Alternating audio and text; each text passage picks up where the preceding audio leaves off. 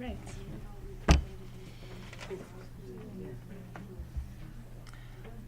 Okay, good morning. Thank you for making the time to listening to our presentation. I'm Reina Sillier.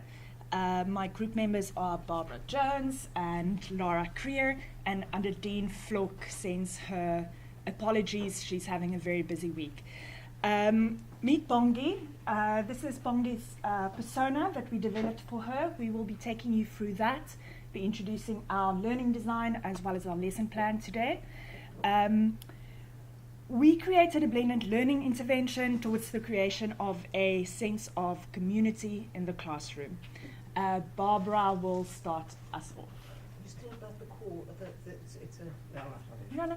Oh, okay, cool. Do you want to come this side? Yeah. The course is a first-year a history and theory of fashion design, and Bongi was actually created from a problem that Nadine, in fact, experiences in the classroom with some of her students. So we've taken an archetypal student from Nadine Flock's fashion design class. Just a little bit about the course itself. It is a continuous evaluation course, so that they don't write exams at the end of the year. And assignments are very much developmental in progression from very formative and progressing through more complex assessments towards the end of the year, in order for the student to become familiar with the academic approach to knowledge acquisition and to develop their learning abilities. And assignments vary from practice runs, preparatory hand-ins, to image files of work that they're doing, group work, presentations, spot tests, open book tests, various forms of report writing and review writing, and up to research-based essays. So it's quite a progressive assessment kind of format through the year. And the course attempts to have a learning-centered approach. But what tends to happen is that it is quite a heavily theoretical course. So it actually in the end tends to be less insufficient engagement with students who find it quite dense in terms of text and theory. So the other considerations that the course needs to take into account is that design students are often very hands-on people and not very academically oriented. So that needs to be taken into account when preparing. The majority of students are not English speaking. A lot of them are Afrikaans, Xhosa, various other languages, and struggle with the language of tuition as well as in their academic writing, obviously. There's also a high level of unpreparedness for tertiary studies, which is a challenge. And it's a very diverse group of students with mixed abilities and mixed backgrounds. So, but the nature of the course itself, being the history and theory, as I say, tends to make it a little bit more content heavy, not enough time for peer interaction and collaboration. And this in fact does lead to some students feeling disconnected from the subject content and unprepared for academic reading and writing. Okay, so that's the sort of background. So against that background, we look at Bongi, who we decided was slightly older than the general first-year student. We put her at 24 years old because she's had some struggles in life getting to university, so she hasn't been able to come straight from school. She comes from a very rural area. We said it's around about Butterworth. So she's Xhosa speaking from very rural Eastern Cape, and strong cultural values, and a strong connection to traditional norms and practices, with a very strong connection also to a Xhosa tribal dress.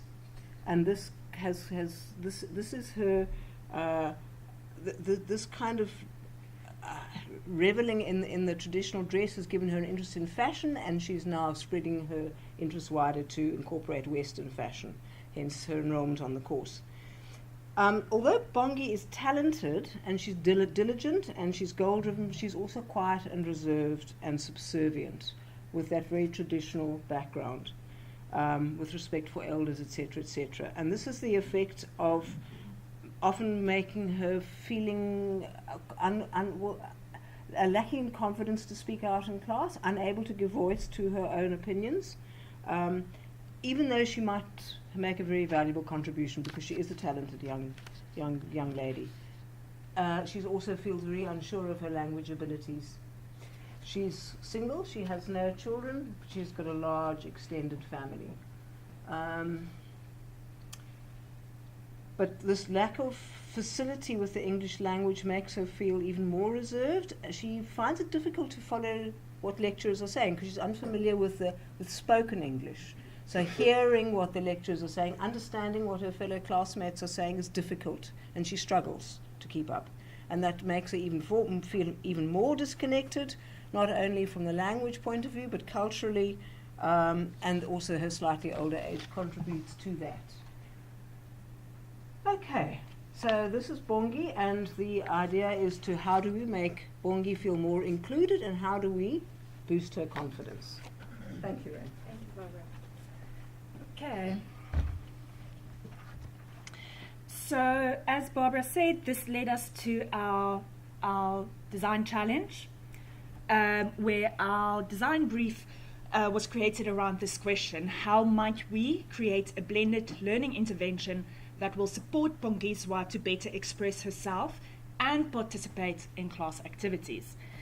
So it also relates to this whole idea of how we approach this relates partly to soft skills, but then it also has hard skills that relate to the course itself, as well as the module, which is to develop her understanding of technical design terminology, and then actively bridge that home language and culture through that.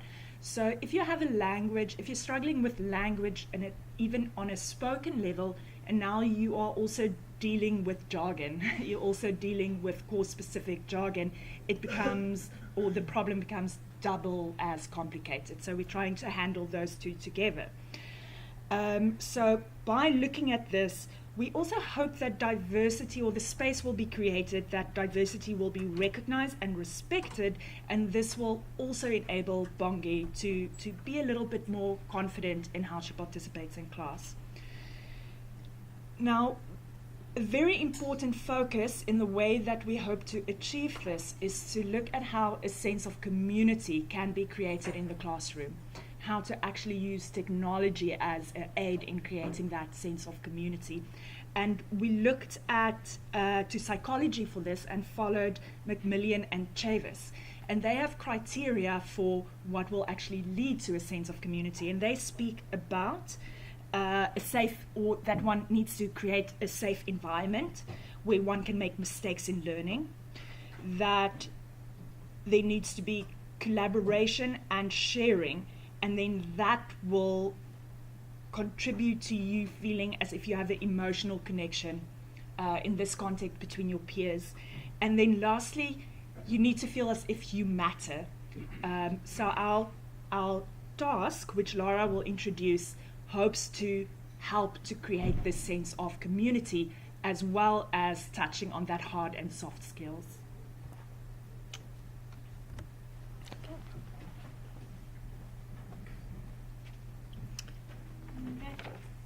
Good, is it good day? Almost, almost there. Yes, so I am going to tell you a little bit more about the intervention that we designed, and I just want to mention that we haven't implemented this yet, so it's quite a bit different from what we've seen in the previous presentation, where the project has already been implemented. We paid a little bit of attention to what Laurie Lott says around the reasons for incorporating many different ways of learning, and we kept in mind throughout the planning of this process, we kept in mind that she suggests that the best possible learning experience is a learning experience that is created with a rich mix of learning activities, and that employs many different types of interaction, and that the learning comes from that interaction. So it's born out of that very dialogical space. Okay, so looking at the description of our intervention. The lesson plan that we did is in preparation for writing an essay. So it helps students to develop an appropriate design vocabulary. Remember that they're in first year, so many of them did not have design as a subject in school, and it's the first time that they need to talk design and also do that within an academic context. So it was the lesson idea was motivated by an observation that many students indicate a need to discuss designs. It's their interest, it's their passion, they've come to study this so that they can spend their lives on it, but they lack the vocabulary to do so. They want to share their insights. They have insights, and they have very valuable insights, but we need to help them to be able to share those insights.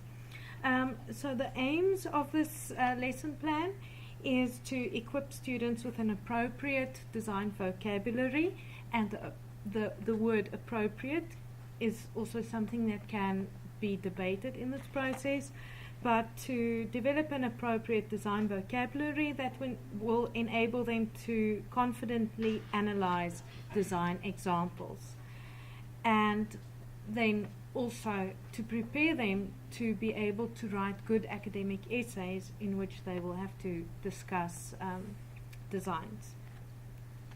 I think that I won't go into the tools that we'll be using. I'll speak about that when I speak about the lesson plan, but as you can see, we've tried to combine quite a few. Just another note here that we don't suggest that every lesson should include all the different types of learning, and not every lesson needs to include so many tools, but for this one it just seems to work. Got two. Okay, so this is our lesson plan. We did draw it up in the learning design. So we've considered everything in that design program, and it's been really helpful to think about the tiny things that you tend to forget about when you do lesson planning. I don't have it on the screen now, but hopefully all of you've worked with it, so you'll know what fits into that program. So the lesson plan that we designed starts with, and we've like I've mentioned before, we've incorporated 5 teaching and learning activities that include all of the ways of learning from Lorillard. The first activity is a very traditional lecture, and it's delivered with the help of presentational media. It's a mostly passive activity, and it's an activity that Lorillard categorizes as acquisition. However, the time that we've set aside for this activity is relatively short compared to the activities that are more active learning activities. So the lecture will be on the formal analysis of a design example. Then following the lecture presentation, the teacher then incorporates a blended learning tool. That will be step 2, and the tool that we'll be using is Plickers. So what will happen is the teacher will very strategically set up questions around different ways of describing and analyzing a design. So if, for instance, we focus on the use of line, there would be, in the question set, there will be different ways of describing or analyzing the use of line in a design. And the students will then use their Plicker cards to vote for or suggest the most appropriate answer. The idea here is that we set up the answers and the options in such a way that there's no exact right or wrong, so that we can spark a little bit of debate in class. And then as we scan the Applica cards, the graph will pop up on the screen so that the students can see where their response fits in. And if we get an answer, and hopefully we'll be able to design it in such a way that we get many such answers, where the graph, we have 2 or 3 answers that have more or less the same response. And then we can ask them to debate this a little bit. So the idea here is that the class then engages in a collaborative writing activity. They produce a shared output, and we will end up with a list of appropriate ways to describe a specific design showed in class. So it requires them to negotiate ideas until they reach some form of agreement on the topic, and it encourages them to articulate what they observe, to exchange ideas, and to challenge each other's arguments. And we're doing that in quite a safe way because and fun, because they can use these Applica cards. So we're hoping for a very relaxed atmosphere in this section of the class. The learning types addressed in this section of the lesson is discussion and collaboration.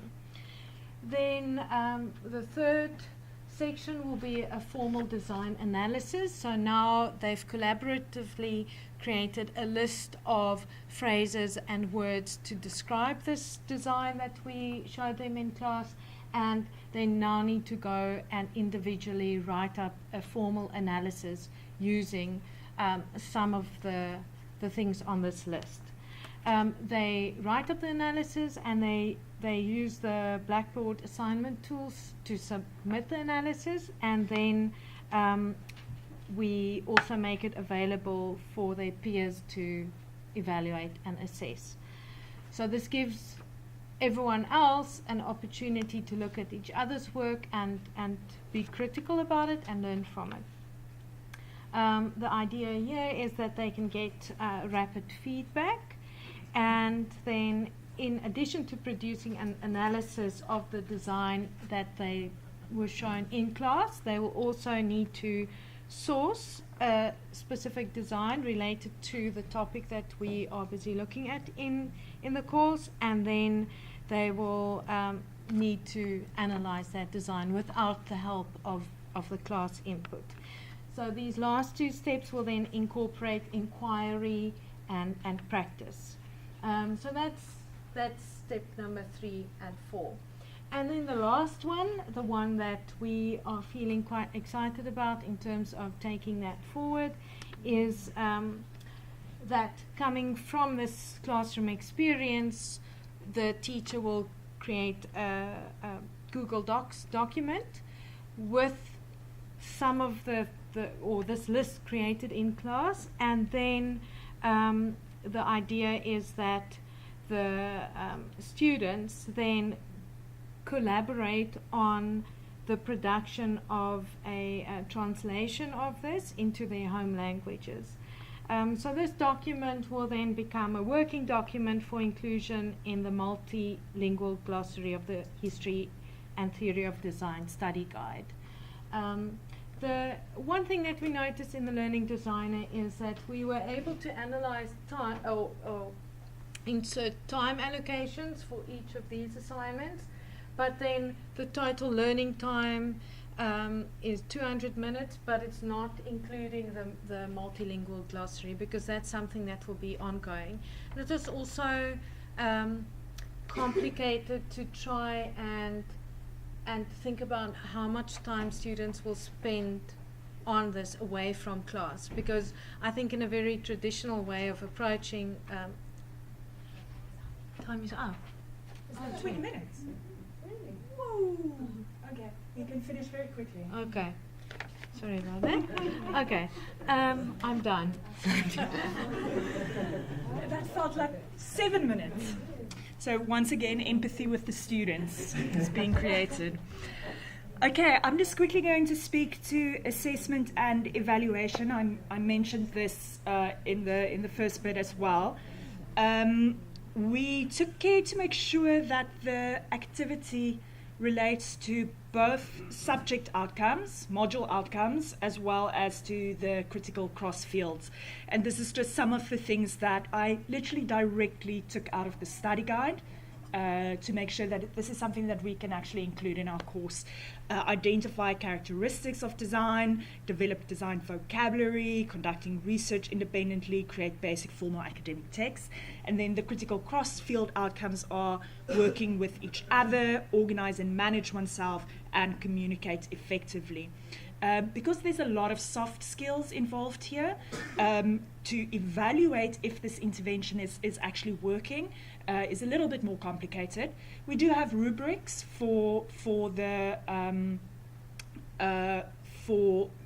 actual write-up and things like that is available if somebody wants to see it. But we will also analyze feedback received via Plicker response for an indication of how well the students understand the content delivered, so we can actually go back and see. Asking students to reflect on the co-writing experience via a Flipgrid podcast in our classroom grid. Both Laura and I have used Flipgrid as a feedback tool, and it works really great. Paying attention to the improvement or lack thereof of quality and then in language, and then also paying attention to the feedback we get through the peer assessment task. And Barbara will conclude for us.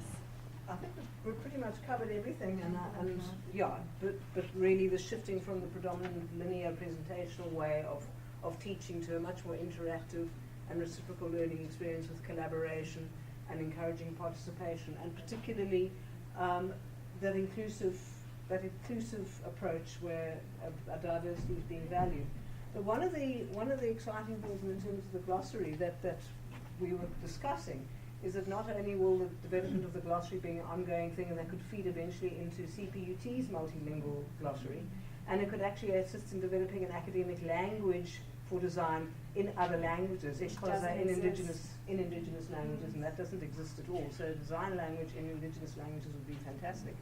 But also to encourage students when they hand in their draft designs to actually, when they hand in their annotated diagrams, to annotate in more than one language. So if their home language is Afrikaans, to use Afrikaans and an African language, or English and an African language, and encourage that ongoing development of a rich language of communication in the class. Thank you very much. You